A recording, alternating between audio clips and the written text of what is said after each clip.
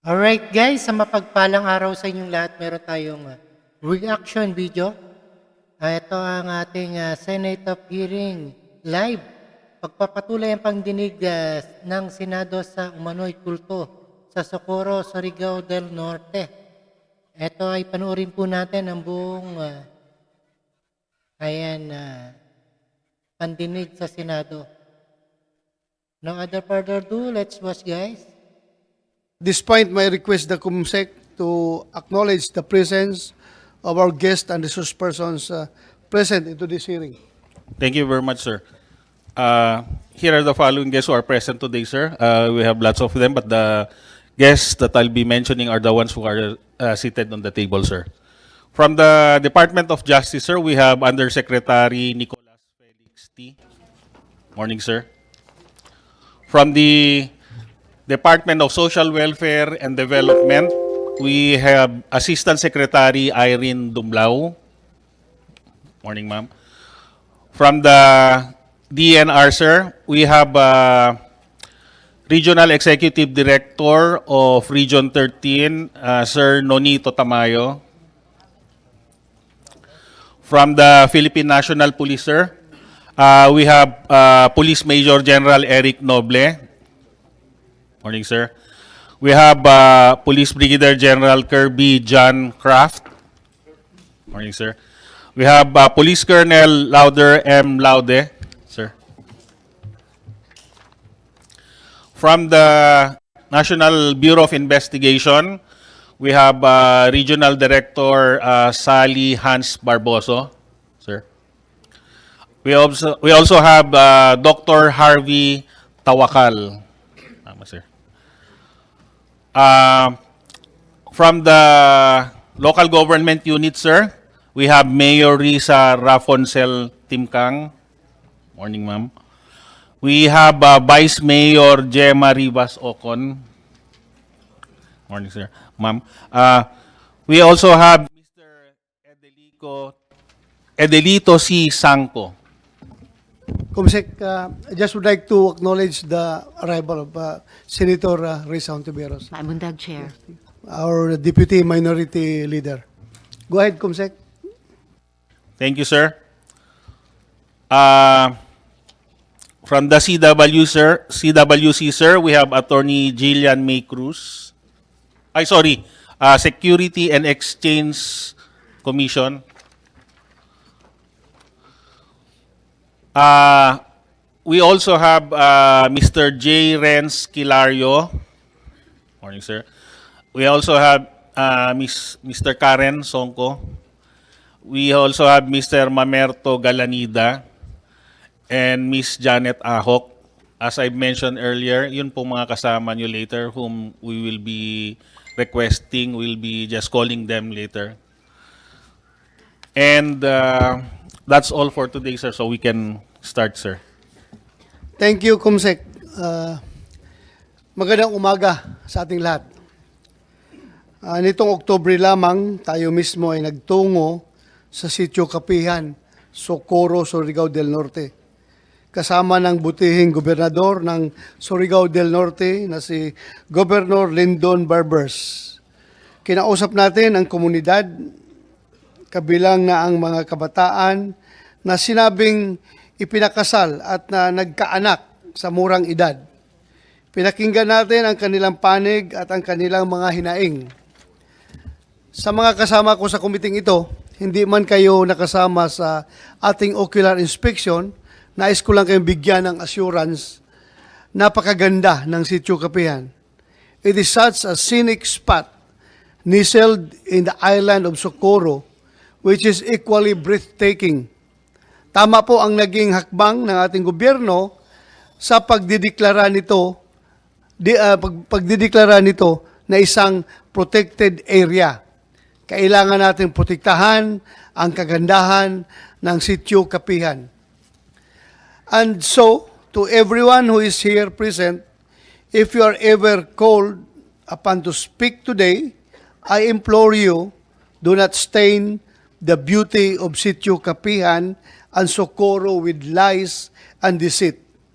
Walang mabuti at magandang na idudulot ang kasinungalingan. Katotohanan at hustisya lamang ang bibigyan natin ng lugar sa pagdinig na ito. Hindi lamang ang kagandahan ng lugar at mayamang kalikasan ng Socorro ang nangangailangan ng proteksyon, maging ang ilang residente ng malaparaisong isla ng Socorro ay humihingi ng proteksyon. Kabilang ang mga minor de edad na di umano'y nakaranas ng karahasan at hindi makataong pagtrato sa kanilang tinatawag na Senior Aguila at mga opisyalis ng SBSI. As we continue this investigation in aid of legislation, let us keep in mind that mankind owes to the child the best it has to give. And as mentioned in the Declaration of the Rights of the child shall enjoy special protection and shall be given opportunities and facilities by law and by other means to enable him to develop physically, mentally, morally, spiritually, and socially in a healthy and normal manner and in conditions of freedom and dignity. Mula sa ating naunang hearing at sa diskusyon noong ocular inspection, mayroong mga isyu na nais na nating bigyang linaw. These questions that we shall focus on into this hearing, aside from the, of course, the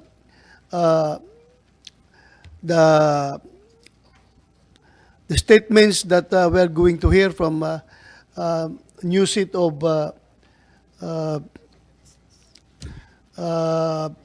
resource persons, ay ito yung ating gustong pagpukusan ngayong araw na ito. Number one, the suspension and possible revocation due to gross violation of the PAC-BARMA with SBSI for Sitio Kapihan. Number two, the need to provide for the relocation and reintegration of the community members should the PAC-BARMA indeed be revoked. Number three, the need to provide proper and formal education to children at Sitio Kapihan should the PAC-BARMA not be revoked and the SBSI members be allowed to continue their stay.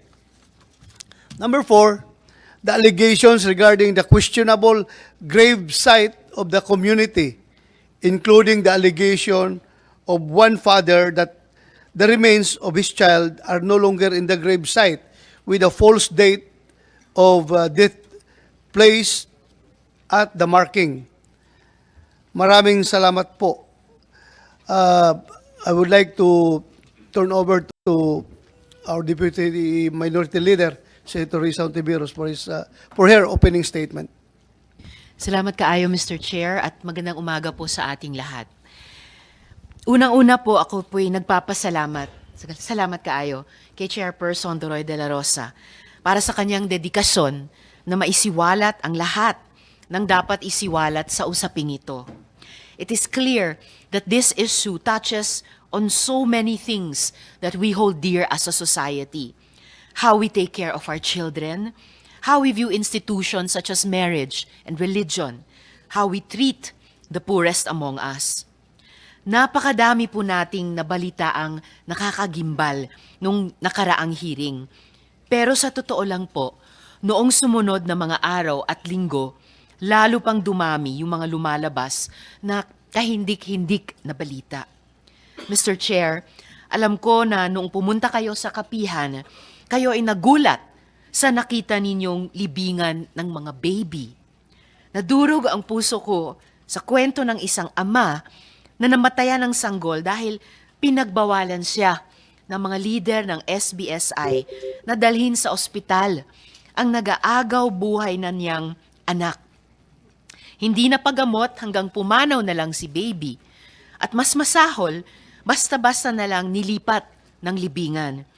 I understand that this father is here today at atin siyang makakapanayam. Ngunit, ako po'y nagsaliksik pa ng mas malalim at pinagtanong-tanong ko kung sino-sino ba ang namatayan ng anak na sanggol sa Kapihan. I was shown this sheet of paper. Mr. Chair, napakadami po nito. In fact, if our informants are to be believed, higit 200 ang namamatay na mga bata from the ages of newborn to 4 years old. If this is true, why so many dead babies? Why are we allowing children to die? Di ba natin inaalagaan ang mga sanggol sa kapihan? Di ba padron po ninyo si Santo Niño? Bakit nangangamatay ang mga ninyo at ninya? Mamaya po tatanungin ko sa NBI na kasama sa exhumation what findings they can share with us. Kasi nakakabahala talaga. Kung hindi man pinatay na sadya, ay pinatay sa kapabayaan. At mula naman po sa baby, papunta naman sa elderly. Walang patawad itong mga leader ng SBSI. Mr. Chair, gusto ko sana siya ipaimbita sa inyong komite, sa ating mga komite sa hearing ngayon, ngunit napakaalaman ko na siya ay sobrang tanda na at matindi ang mga sakit sa katawan. I would like to play this video of Manong Pedrito, taken by my staff. Siya po ay tinorture, di umano, ng mga tauhan ni Mamerto Galanida sa harap ng kanyang pamilya dahil inakusahan niya na kinulam siya. Mr. Chair, I have a copy of the affidavit of Manong Pedrito that I wish to share with our committees, and with your permission, palihog, I would like to play this video. Dati, close kayo ni Mamerto, pero pinagbintangan ka niya na may black magic at kinulam siya, tama ba? Pagtukar ato, di ko nga, di pasumilan ko nung gidautan. Mutong gidakop ko. Ingko, alas 4:30 man dito sa Kamuntagon. O alas 5 na bahin to kung malipog ko irelo, kabati man ko mga tao nga marag kuan ba, sulti na baghinay. Unsa, ako sa panidandakan sila. Katuhong sundang mga manakataas, tulok ka buok. Gihulbot og isa, gibutang sa, gisanding inspektahan sa hang kwarto. Unsa, logwa ko nga to kay kuan man. Pag umangkon sa hang message, pag abrik ito sa, Noy, bakod kay taguan ko na ka Senyor Aguila. Bakod kay taguan ka, tanda dyan mo ta. Kanalo Senyor Aguila ni mo. Sus, paglagwa na ho, ma'am, kay may abri na itong pag-abri spirtadyo. Bang! Pinaputukan ka? Salba. Sino nagsalba? Si Pidoy Buntad. Hapa! Ingon, paghapa na ho, pirtahan sa kwarto, yung kita na pirtahan ka na. Lain po, bang! Siya pa rin? Si Jagyapon. Anong ginamit niyang armas? Maliit o mahaba? Taas. Murag itong maor nagbala di sandong kan nga na, kabuga. Dok buto. Unsa ila ka dito kung gigapos nga na. Araw-araw din hinagapusa kay luag man sa din hinia. Kini man din Yun ana. So may gigapos. Di kami kauot ng lawas. Nalakaw ko to gidamon ko nila ingon ng spidoy nga. Nigam na to kano. Kung unsa malagi hon sa ato gani ko kay wa ko mamahibaw ang kasalanan. Ang lisod pagmangkon ko ako, nga wa man ko gibuhat. Og ari ito ibase sa Dios, ang tao mo sulti og di mao makasalata sa Dios.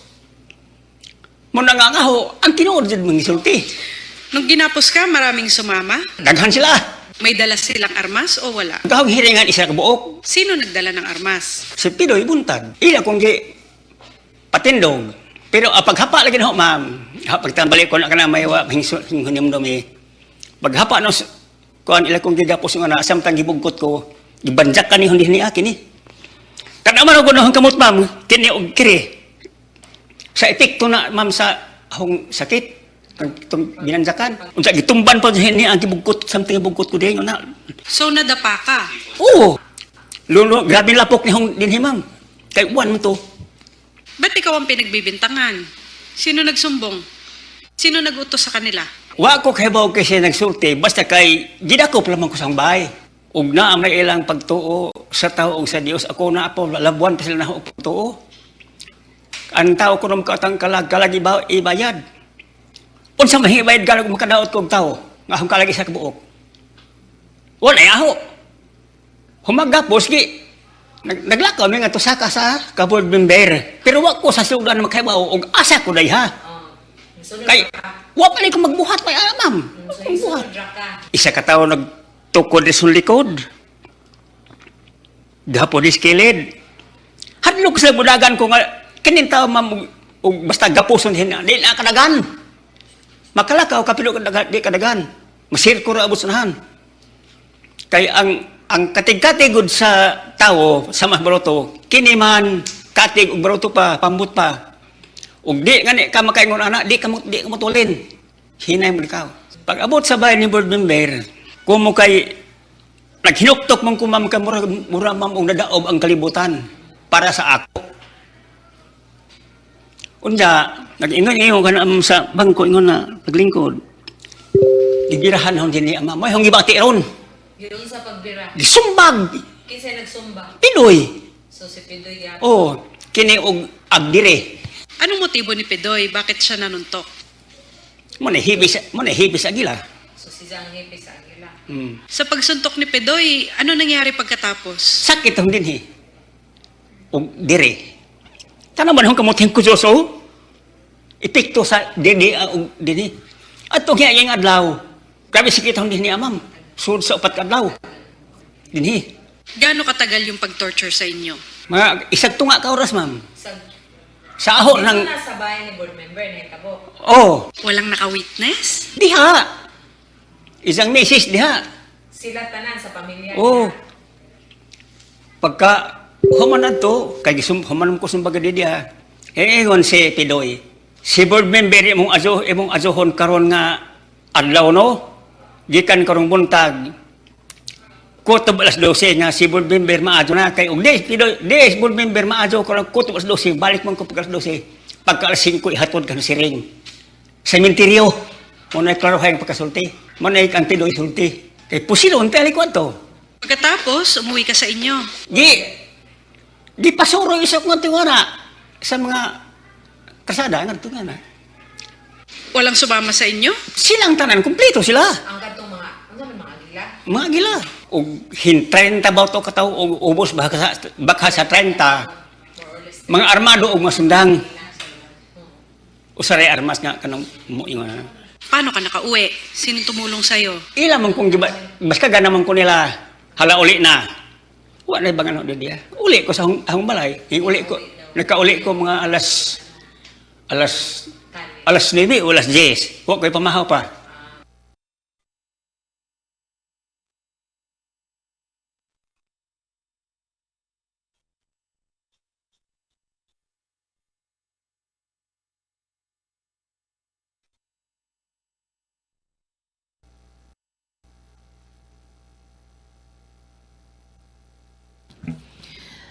Mr. Chair, si Manong Pedrito ay naka-standby po para makapag-zoom kung sakaling sa hearing po natin ay meron kayong mga tanong. At dahil po, Mr. Chair, yung akin namang pong original na pakay ay i-expose ang sapilitang pagpapakasal sa mga menor de edad, clear acts of sexual violence. I wish for our committees to hear the testimony of one alias Chloe, na ikikwento kung paano siya kinulong kasama ang lalaking pinili na maging asawa niya para sila ay mapilitang magtalik. Mr. Chair, gaya niyo po, gusto ko po na magtatapos ang hearing na ito, hindi lang na haharap sa batas ang mga may sala, kundi matiyak natin bilang Senado na hindi mapapabayaan ang mga miyembro at dating miyembro ng kultong ito. I trust that the DENR, the DSWD, and the DepEd will share the reintegration and rehabilitation plan for the people of Kapihan and the ways by which the state, working as one, can help the community move forward with hope and dignity. Daghang salamat, Mr. Chair. Thank you, Senator Risa Ontiveros. as you wish, sinong gusto mong unang ipresenta? Yung si Chloe o si Manong yung magbayazom?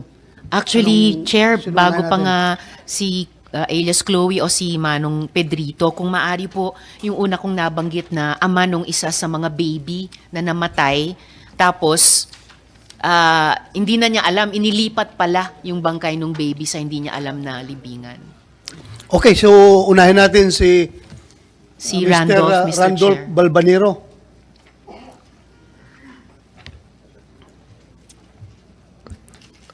Opo, sir. Yes, can you give us a brief lang, maigsing kwento about the background of your baby? Bakit siya namatay? Anong ikinamatay? Saan nilibing? At di ba kasama ka sa exhumation? Nag-exhume kayo? Opo, sir. Opo, sir. Anong nakita mo doon sa anong laman doon sa nilipatan na libingan? Go ahead.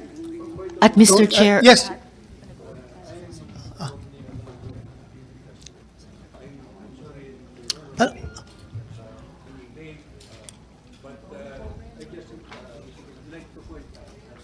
Mother, the witness is here and I suppose Sandali, upo ka muna.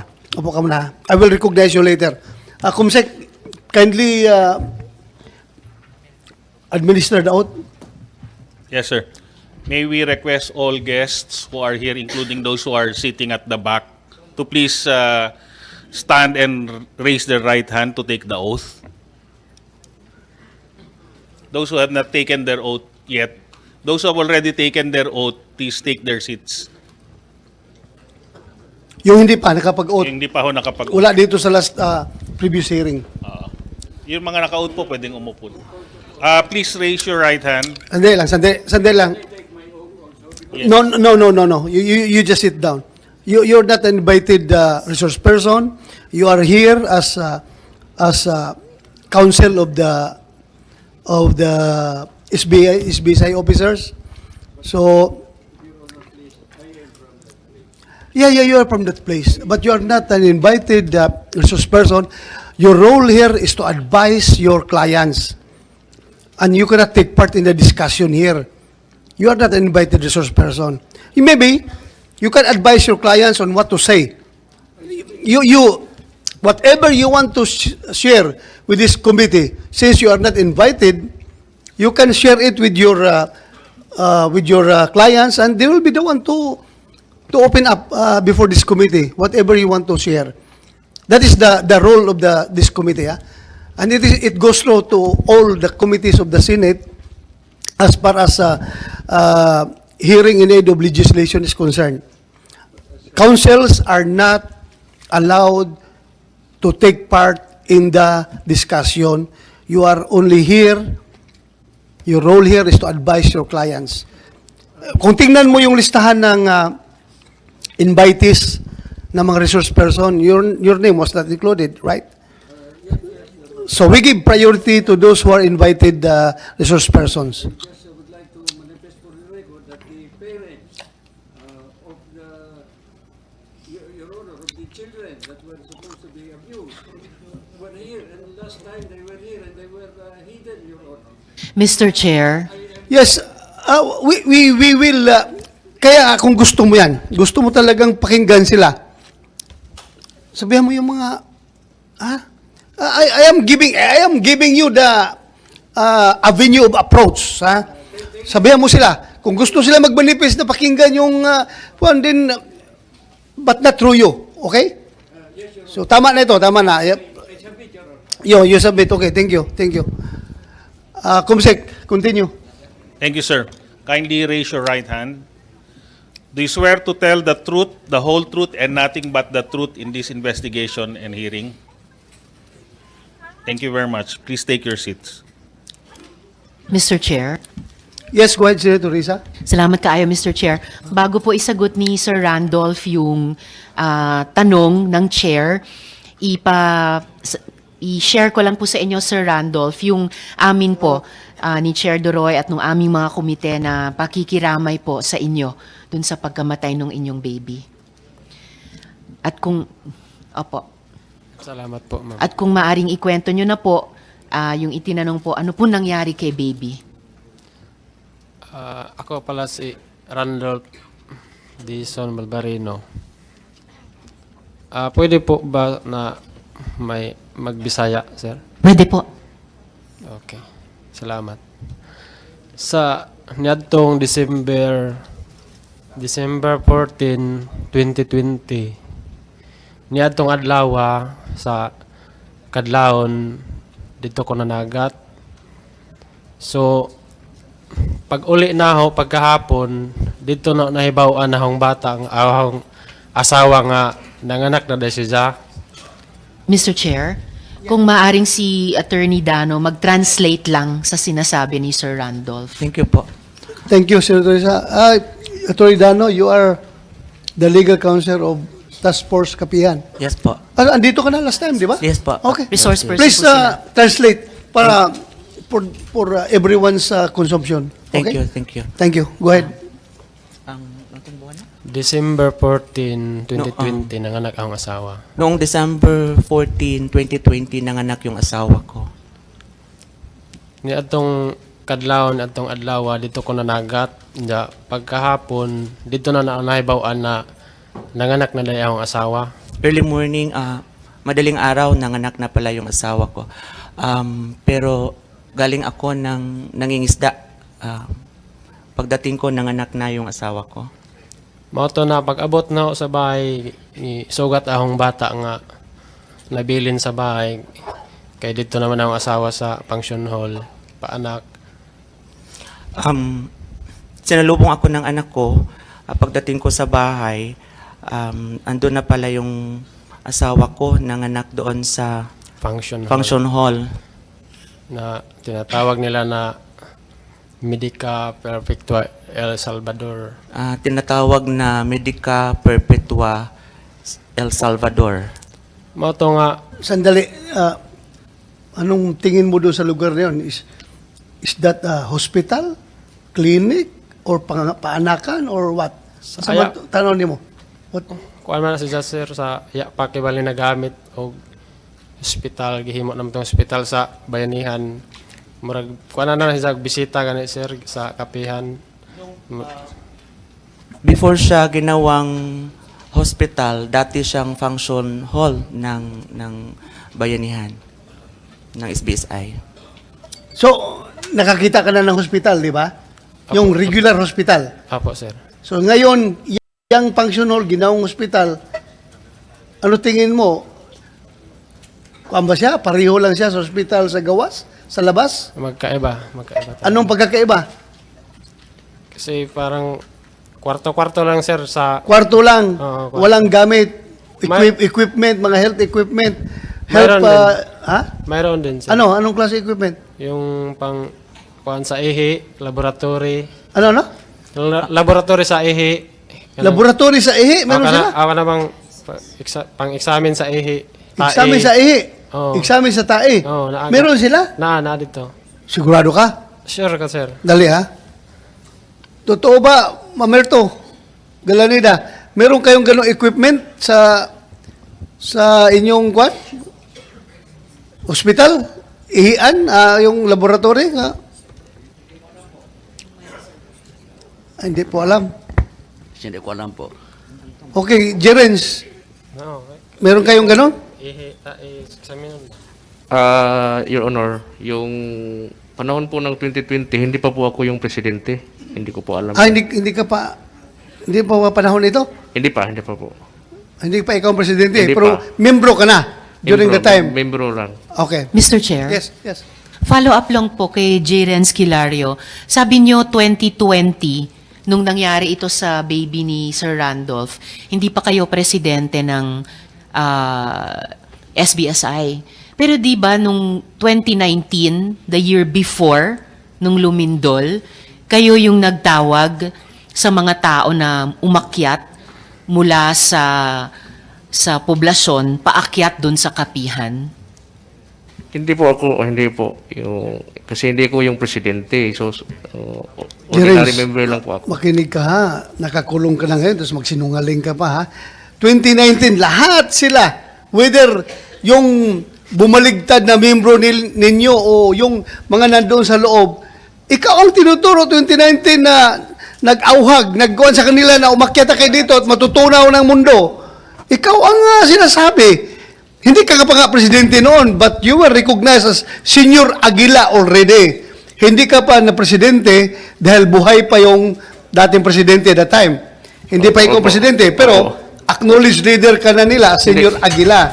Hindi po, kasi yung leader namin yung presidente at hindi po yan totoo. Yung nga, sinasabi na nga na ikaw si Senior Aguila at that time pa. Are you Senior Aguila or not? Yung Senior Aguila po is screen name ko lang po yun. Kaya nga, sino yung screen name na yan? Ikaw o hindi? Ako yung... O ikaw pala eh. O sino pang ibang Senior Aguila na sinasabi nila ngayon na nagtawag sa kanila na umakyat na kayo dito sa kapihan at matutunaw na ang mundo. Yung dapa na yan, matutunaw na. Kapihan na lang ang maiiwan. Matira. Yung Aguila cluster, hindi lang po naman ako yung Aguila. Kasi yung Wala akong sinasabing Aguila cluster. Ang sinasabi ko, Senior Aguila. Are you or are you not Senior Aguila? sa screen name ko lang po, Senior Aguila. Kaya nga, ikaw si Senior Aguila, di ba? Opo, opo. Oh, wala namang ibang tinutukoy dito, Senior Aguila, na reincarnation of the Santo Niño. Sige lang, mawala tayo dito. Yung tinawag ko lang na, yung tinawag na Senior Aguila, na yung screen name ko is 2021 na po, yung nakaregister yung... 2019 ka pa, sila tatawag na Senior Aguila. Kaya nga, pinaakyat mo yung mga tao sa kapihan. Hindi po yan totoo, Your Honor. Mr. Chair, Yes, pwede Lorena. natin ipa-examine yung records nung naunang hearing natin. Well, kahit na hindi na Kailan? examine, 2019. Very clear. Very opo. clear siguro sa lahat. My memory is very fresh, and if you go by all the affidavits of all our resource persons, 2019 pa, Senior Aguila na ang tawag sa kanya. But anyway, babalikan kita mamaya. Patuloy mo, Randolph Balbarino. Moto nga pag naghumanahog ilis ngadto ko sa function hall na magiila na mo nga Kibali Hospital. Pagkatapos pagkatapos kong magbihis, pumunta ako agad sa function hall na hospital namin. Moto nag-istorya mi sa akong asawa og ijara kong gisubayan og unsay nahitabo sa isang pagpanganak. Pagdating ko doon, nag-usap kami ng asawa ko at sinasalaysay niya yung nangyari sa panganganak.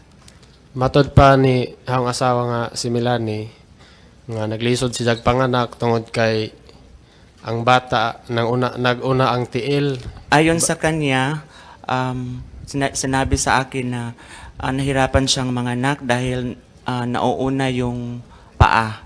So, breech birth po. Suhi. Parang suhi. Suhi sa Suhi. lagi. suhi. Moto nga isubay siya nga dili murag kasurindiro na siya tungod kay ngani ingon siya lugos na siya kaginhawa. Muntik na siyang bumitaw, nahirapan na siyang huminga. Motong ikasaban siya sa mga kumadrona na dili magtalaw-talaw kay maunsa man siyang kinabuhi og mo kibali mo surrender siya sa na dili niya may pagawas ang maong bata. Pinagalitan siya ng mga komadrona, yung nagpapaanak sa kanya, na dapat di matakot. Moto nga So, Sir Randolph, so nung yung asawa nyo, muntik nang bumitaw, nahihirapan huminga, hindi ba tinulungan, guminhawa ang pakiramdam ng isang bagong panganak nung mga kumadrona? Pinagalitan lang, hindi ba siya mas inalagaan pa? ang ilang gibuhat sa mga kumadrona kay para to ma-confident ijang nahon na ipagawas ang bata kay Para makampante, ang ginawa ng mga komadrona ay mao tong ilang giadjog si og ang asawa murag gipugos og tulak ang tijan para mugawas ang bata unsa ingon siya na tinulungan yung ng komadrona na masiog, mapush yung bata para lumabas.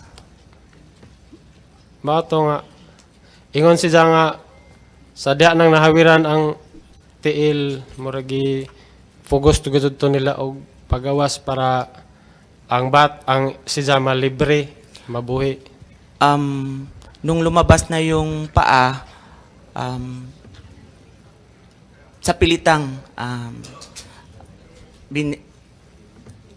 hinila yung mga paa para mailabas at saka ma-save yung nanay. Bago po lalabas yung baby, hindi ba sinubukang, dahil kumadrona, na ang tawag mo doon, yung imasahe para medyo maging tama yung posisyon ng baby, mas ulo muna mauuna. Hindi po sinubukang ganon, hilutin na umiba yung posisyon ng baby. Dili naman to madaog hilot ma'am kay bali panahon naman to sa isang pagawas ka to, dili na naman to pwede. Hindi na pwedeng hilutin kasi kabuanan na. Saan yung asawa mo ngayon? Sa kapihan. Nandun ba sa kapihan? Ikaw, nasa baba ka na. Bumaba ako, sir. So, nandun pa siya sa kapihan ngayon? Opo, sir. Pati anak mo? Nandun yung Ilang dalawa. anak mo andun sa kapihan? Dalawa, sir, babae. So, may asawa na naman siyang iba ngayon doon? Wala Yun pa? ang pinag-asawa nila doon, sir. Ha? Yun. Nag-asawa na naman doon? Sa pilitang pinag-asawa ng Pinag-asawa ibang lalaki. ng ibang lalaki? Opo, sir. Ikaw, nag-asawa ka naman sa baba? Hindi pa, sir. Wala pa? Opo. Continue. Na-interview mo yata yun, Sen, yung asawa niya. Well, yung asawa mo, pati yung kanyang alleged na bagong husband, tinanong ko doon kung talagang sila ay nag-asawa na. Complete denial sila na hindi daw nag-asawa. Sabi ko, sabi ko sa babae at saka sa lalaki, pupuntahan ko yung bahay ninyo. Kung makita ko doon na andoon yung mga gamit ng lalaki, ibig sabihin, nagkukuhabit kayo in one dwelling. So, ibig sabihin, nagsama na kayo. Kaso lang, hindi ko na napuntahan. But anyway, continue. Mato nga, pagkugos na sa bata na tinga ako kay ang isang lawas, pajok. Nung inakay ko yung kinarga ko yung bata, nakita ko na pale yung buong katawan ng bata ay pale. Ang tawag Maputla. mo? Maputla. Anda, pagka matingapog ko sa itong bata kay naibuwa, manggawas ganun sa baba. Yun din may mga bubbles din, may mga na lumabas sa bibig ng bata. Tapos, hindi ka nagpumilit as a father na ibaba na sa ospital yung bata para masave yung bata? Mato yung gusto, sir, nga gusto na nga may baba gadud ang bata sa ospital sa Diri Socorro. Sa Oh, mga you're the hospital. father. Dapat binaba mo na, dinala mo sa ospital. Bawal kasi doon, sir. Bawal. Sino po Sino nagbawal? nagbabawal? Si Senyor Aguila, sir. Sino Aguila? Binawalan mo na ibaba yung bata na agaw buhay. Imbis masave pa yung kung nadala sa ospital, Hindi po, hindi po. binawalan mo daw. Hindi po. Hindi. Hindi. Dahil hindi ako yung presidente noon. O paano nga siya makapagbawal? Hindi daw siyang presidente noon. Yung mga kamadrona doon, sinabihan ko na ilabas ko ang anak ko kasi parang yung buhay niya, agaw buhay na yung bata.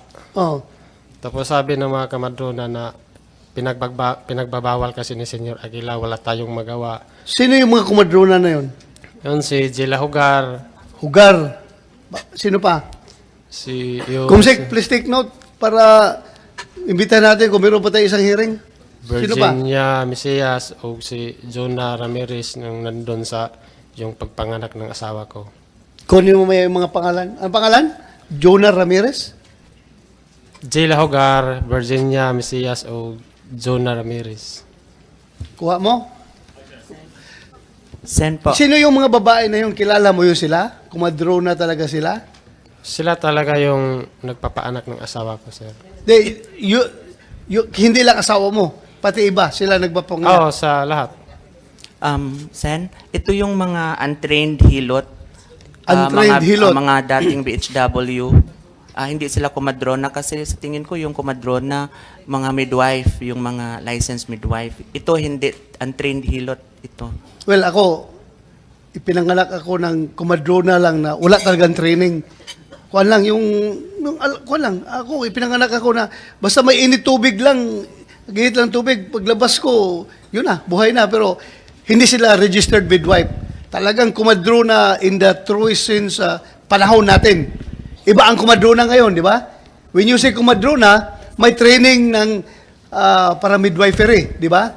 Somehow, midwifery. Not really licensed midwife. Pero, tinrain sila by, sino mag-train sila?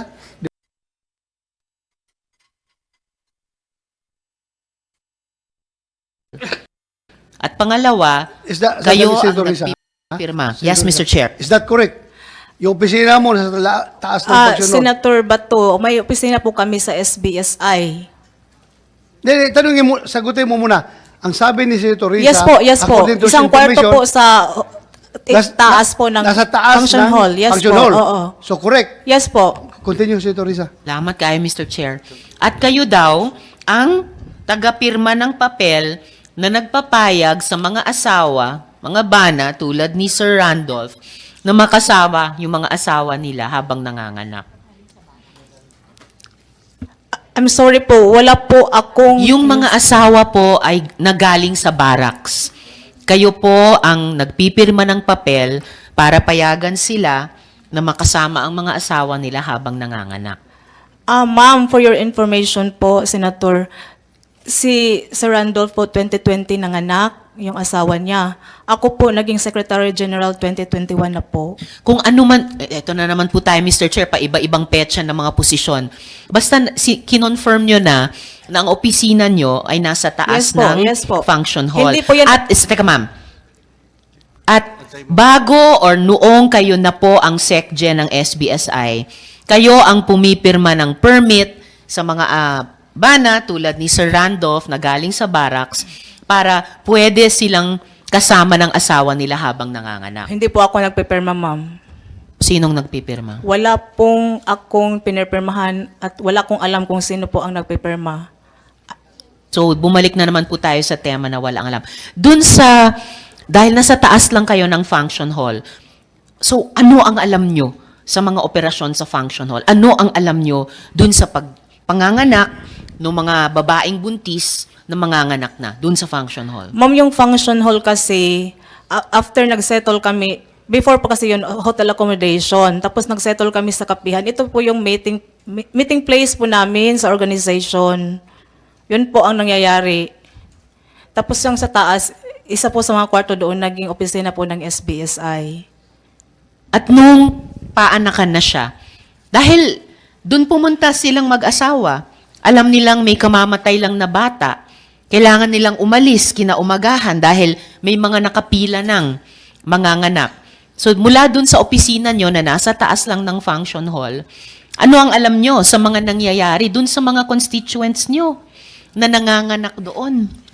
Na may attended ng 3 kumadrona nung araw na iyon, nung hating gabing iyon, 2 ay BHW. BHW, barangay volunteers po yun.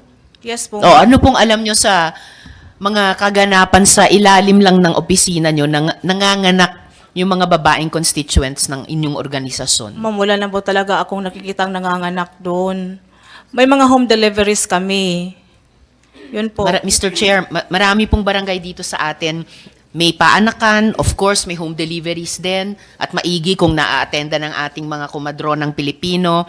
Pero ayaw talaga sabihin ni Ma'am Shingalea, yung siguradong may nakikita sa dahil nasa ilalim lang ng floor ng opisina niya. Nakikita natin dito, Senator Risa, everyone is evading responsibilities and accountabilities. But at the end of the day, nobody can escape from this accountability, kundi yung mga officers ng asosasyon na yan. they will be made to answer for their decisions and actions. So,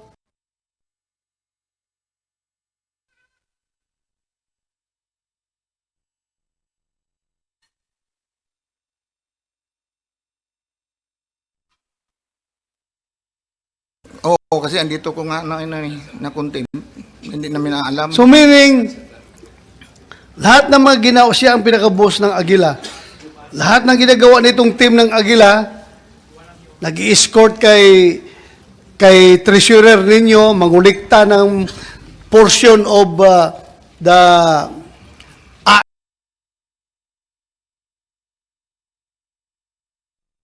Plan. Next slide, please. Ang purpose ng reintegration, Mr. Chair, number 1, dalhin ang mga SBSI residents pabalik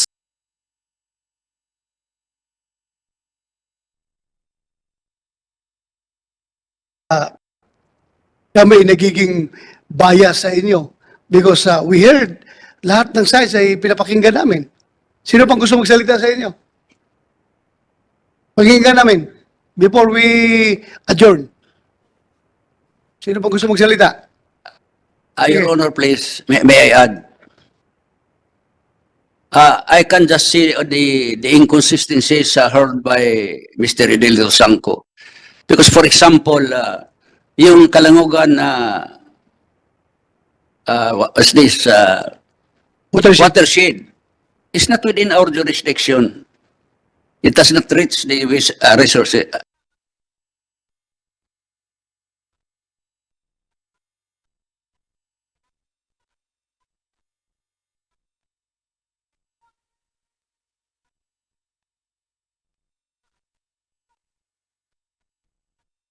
Huwag mo sabihin his plan. Actually, siya lang nagpresenta, but it is the plan of the LGU. Yes, Your Honor, because we know he's the one planning all of this, although it's sanctioned by the LGU. And then we heard also the presentation of DepEd. Thank you very much. Now, the presentation shared by our accusers are allegations. We invoke on the principle that the rights of the parties cannot be prejudiced by mere allegation, by an act or omission. So we have our courts of justice.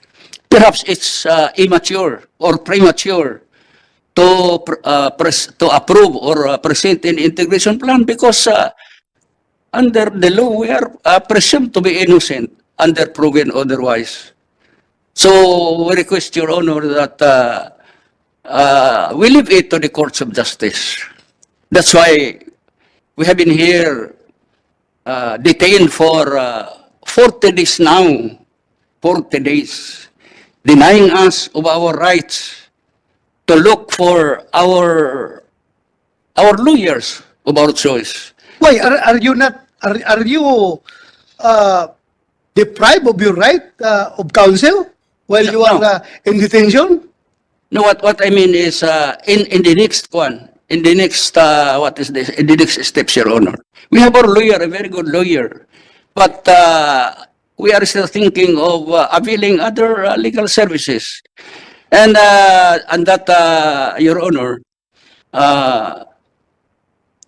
looking for resources. You know, we are poor. Please afford us the right to look for resources. Because it's not easy to be facing those heinous crimes, although we believe of our innocence. That's why I have been requesting, Your Honor, my children have pleaded na I should be released because of my physical condition. My two lawyers also pleaded 3 weeks ago. And I also wrote the committee to please release me. Because last October, I was scheduled to be operated on my eye cataract. I repeat, Your Honor, until now, I cannot even recognize your faces. It's a pity for a senior citizen, a sick man, to be incarcerated, Your Honor. So with this, Your Honor, I'd like to again plead in bended knees to please release us so that we'll be able to face the courts that the cases that have been filed us. I know all of these are fabricated. We believe in our justice system, and I know one day we will be set free out of these fabricated cases. Thank you, Your Honor. Thank you, Mamerto Galarida. We heard you loud and clear. But I repeat, this committee is not a court of law. The purpose of this committee hearing is in aid of legislation. That is why andito lahat ng mga pertinent government agencies in order for them to adjust their policies and their guidelines para maayos yung sitwasyon nyo dyan sa loob. At wag mo na magsabihin na kami nagiging bias sa inyo because we heard lahat ng sides ay pinapakinggan namin. Sino pang gusto magsalita sa inyo? Pakinggan namin before we adjourn. Sino pang gusto magsalita? Your Honor, please, may I add? I can just see the inconsistencies heard by Mr. Idelio Sanco. Because, for example, yung Kalangugan, what's this? Watershed is not within our jurisdiction. It does not reach the resources, the watershed of Kalangugan. What is in us is the Mahambong. And we have been protecting that. Kung hindi lang kami nanirahan sa lado namin ngayon, ano kaya nangyari ng watershed ng Mahambong? In fact, because of audit, at all trees fell down almost 95%. So siguro yung nangahoy, they are getting some kind of for firewood purposes. Yung mga fallen trees. And then we have planted, records will show that we have planted several thousands of magkuno seedlings just to protect the environment. So I think it's still premature to say because under the law, we are still presumed innocent unless proven otherwise, Your Honor. Thank you. You are correct. I agree with you. Thank you for that. So, Sangko, hindi daw nila sakop yun, yung pinipresenta mo. So why are you accusing them? Ang sinabi ko, Mr. Chair, Kalangugan, Mahambong, Watershed, magkadikit lang siya magkadikit. Ang kanilang pakbarma, andun na nakapaloob 50% sa Mahambong Watershed. Kasi sinabi ko dalawang spring, Kalangugan, Mahambong Springs, iisang area sila, 663 hectares. Dito sa Mahambong, andito yung pakbarma nila. Kaya ang pressure ng mga taga-kapihan na kumuha ng mga resources dito sa Mahambong Watershed ay napakatindi talaga ng pressures. At saka kung sasawayin ng Water District, sasabihin lang na itong mga resources na ito, pag-aari naman ng Diyos. At alam namin na Zerens ang ibig nilang sabihin. Okay. Any more? Sino pang gusto magsalita? Nasaan si Portillo? Yuri Portillo? Florencio Kiban? Kiban? Daryl Buntad?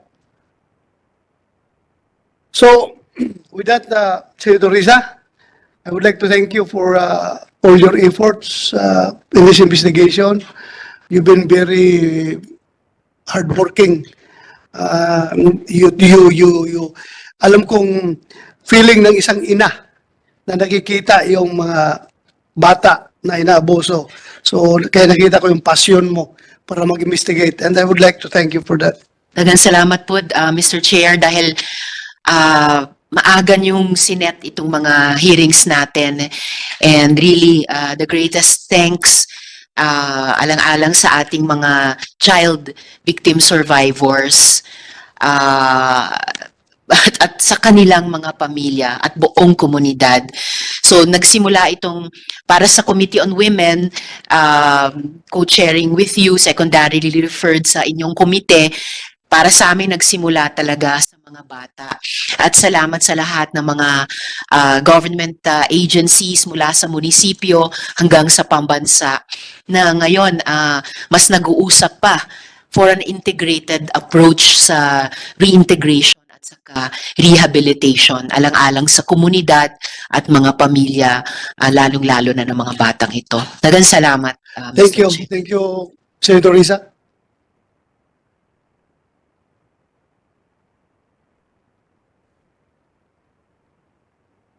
So, Senator Risa, can you move for the, because after this I will adjourn. Yes. So, can you lift the contempt orders of this,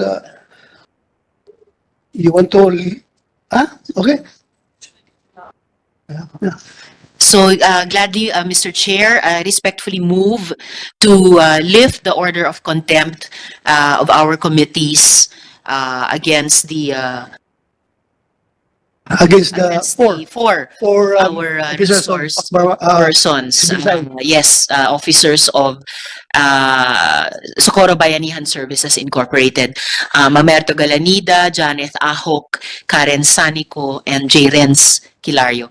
I so move, Mr. Chair. Thank you, Senator Risa. But before I roll your motion, I would like to inform the body that right now the chair is in receipt of this paper, warrant of arrest, Republic of the Philippines Regional Trial Court, 10th Judicial Region, Branch 3, Dapa, Surigao del Norte. The people of the Philippines versus Jerens Boiser Kilario alias Senyor Aguila, Mamerto Digal Galanida alias Nan, Karen Juanite Sanico alias Nan, Janet Tamayo Ahok alias Nan, Winifredo Sarong Buntad alias Nan, Giovanni Liogen Cardosa Lasala alias Nan. Lasala, andito? Lasala. Buntad. Ibrahim Laogo Adlaw alias Nan. Adlaw. Jubilito Libay Anticuso alias Nan. Anticuso. Anticuso, saan? Anticuso. Dito.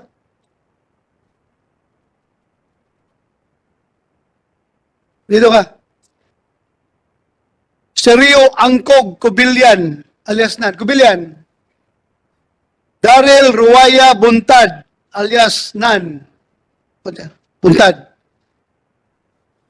Yuri Gary Kiban Portillo alias Nan. Portillo. Yes. Mr. Chair, Florence Cusmiano Kiban. Kiban. John Ray Kaindoy Ilandag alias Nan. Kaindag, Ilandag. John Ray, dito. Accused.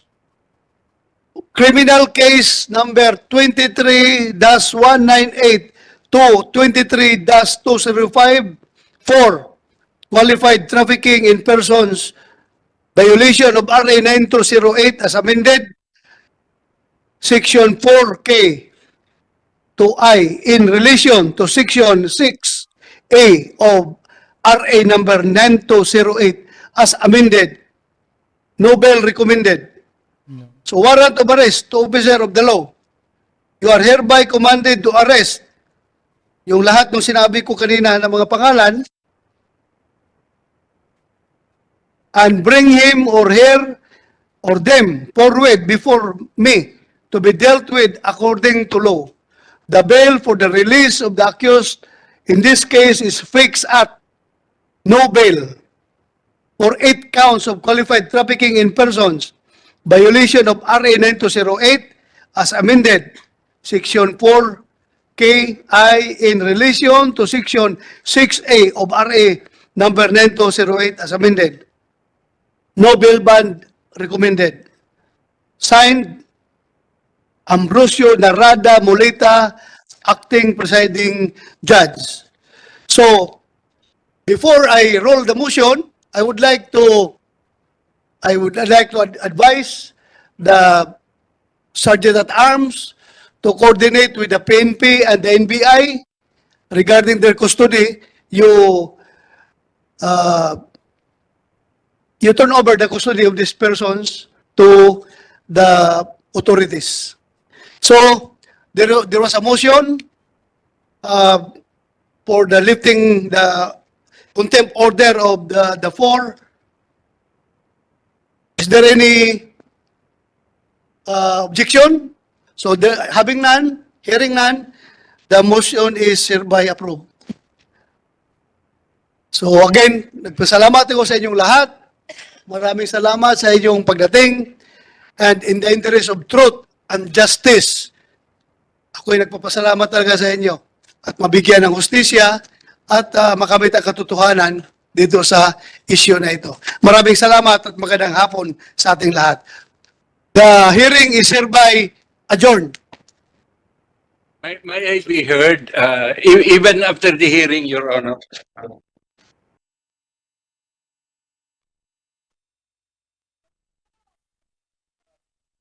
Alright guys, ayan, napakinggan nyo. Ayan, no bail ang hatol sa kanila. Lahat ng sinabi ni Senator Bato. At maraming salamat sa inyong lahat and peace out.